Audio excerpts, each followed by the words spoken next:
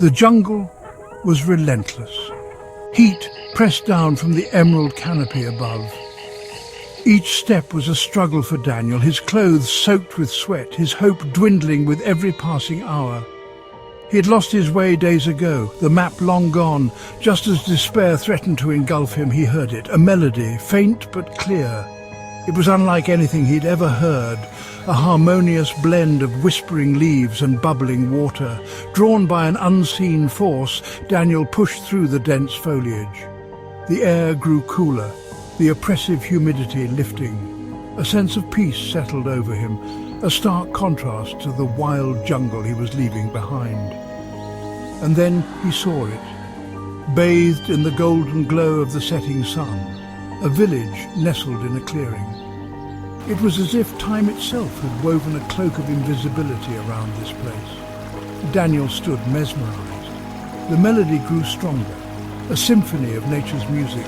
Birds with plumage unlike any he had seen before flitted between the trees. Flowers in hues of gold and crimson bloomed in profusion. A sense of wonder, of having stumbled upon something truly extraordinary, filled him. He took a hesitant step forward, and the jungle welcomed him home. The village was a haven of serenity.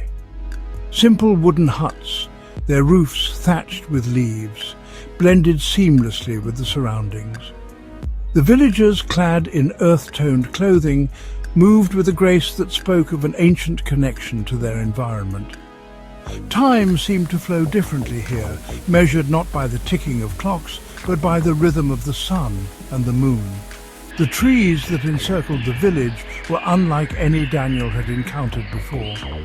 Their leaves shimmered with an otherworldly glow, and their branches bore fruit in every season. The air vibrated with the hum of life, a chorus of insects and bird song that never seemed to cease.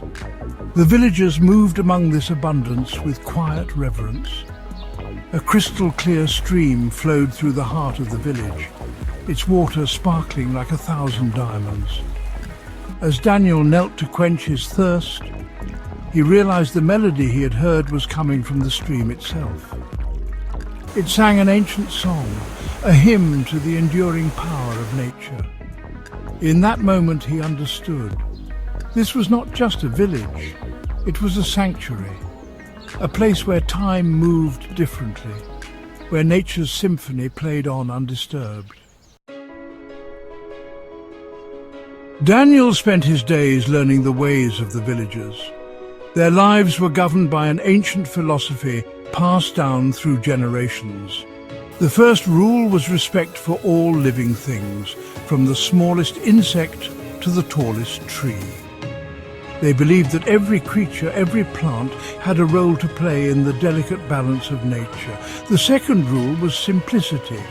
The villagers took only what they needed from the forest, their lives free from the clutter and distractions of the outside world. They found joy in the simple things, the warmth of the sun, the taste of fresh fruit, the company of loved ones. Their days were filled with purpose, but never with haste. The third rule, and perhaps the most important, was gratitude. Every morning the villagers gathered to give thanks for the gifts of nature, for the air they breathed, the water they drank, the food that sustained them.